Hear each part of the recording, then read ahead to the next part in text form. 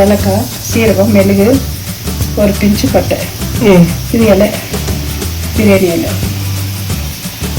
இது எண்ணெய் காயிடும்.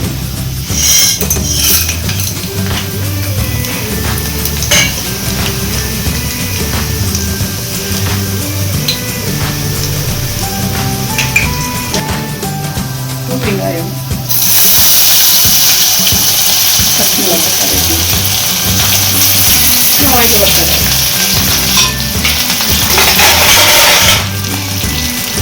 நல்லா கலக்கு நல்லா வதக்கணும்.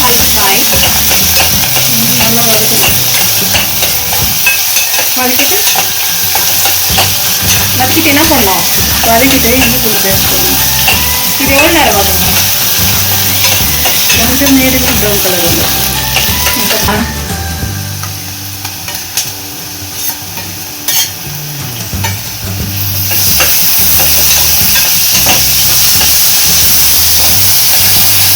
தக்காளி ஒரு 2 to 3 tomatoes. உங்களுக்கு எவ்வளோ வேணுமோ கொழும்பு அவ்வளோ தக்காளி எடுத்துக்கோங்க. கரெக்டா? அது கொஞ்சம் நல்லா பொன்னிறமாக வதக்கணும். பொன்னிறமாக வதக்கணும். அது நல்லா வதக்கணும். அதான் சட்னி மாதிரி ஆகணும். பேசிக்கா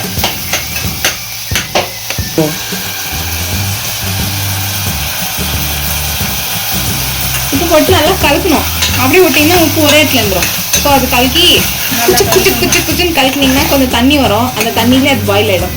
சால்ட் போட்டால் எல்லாமே தண்ணி கொஞ்சம் விடும். சரிதா? தக்காளி வதங்க. தனியா தூள், மிளகாத்தூள், கரம் மசாலா, மஞ்சள் தூள். நான் ஆல்ரெடி சொல்கிறேன். தனியாத்தூள், பச்சை மிளகா, பச்சை மிளகா தெரியல. தனியாத்தூள், chilli powder, garam masala, turmeric, இதெல்லாம் ஒரே இடம் இது போட்டுக்கோங்க. ட்ரிக்குன்ட்டு பின்னாடி வாக்கு கேமரா போட்டு நல்லா ஆட் பண்ணி நல்லா இப்படி கலக்கணும்.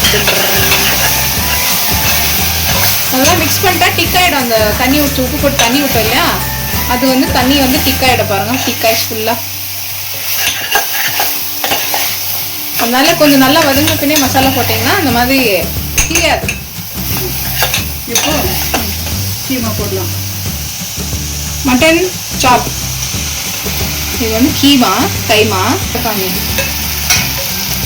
லைட்டாக கொஞ்சம் போட்டு ஃப்ளேவர்ஸ் கீமா போட்டுன்னு நல்லா மிக்ஸ் பண்ணிக்கலாம். மிக்ஸ் பண்ணிவிட்டு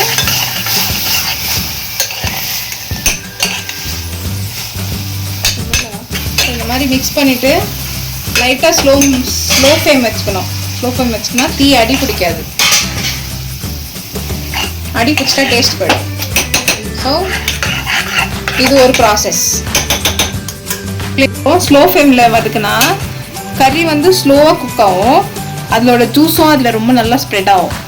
அதே ஃபாஸ்ட் ஃப்ளேமில் வச்சா இந்த தண்ணி எல்லாம் சீக்கிரம் ட்ரை ஆகிட்டு, என்ன சொல்கிறது, ட்ரை ஆகிட்டு தீஞ்சு போயிடும். அதனால ஸ்லோவில் வச்சு குக் பண்ணால் டேஸ்ட் நல்லா வரும்.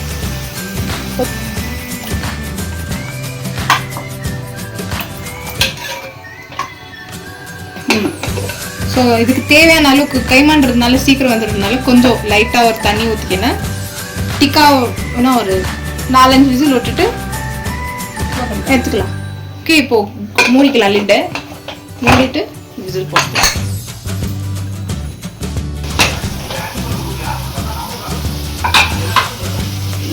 சரிம்மா, இதில் கொத்தமல்லி போடணும்.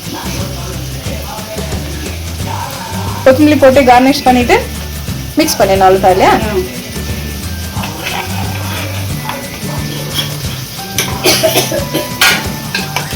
மட்டன் கீமா குழம்பு ரெடி. உங்களுக்கு வேணும்னா இன்னும் கொஞ்சம் ஸ்பைசஸ் ஆட் பண்ணிக்கலாம். மட்டன் மசாலா அந்த மாதிரி மசாலாலாம் ஆட் பண்ணிக்கலாம். இது வந்து இட்லி, தோசை, ரைஸ் எல்லாத்தையும் சாப்பிடலாம். ஸோ தேங்க்யூ ஃபார் வாட்சிங். பாய்.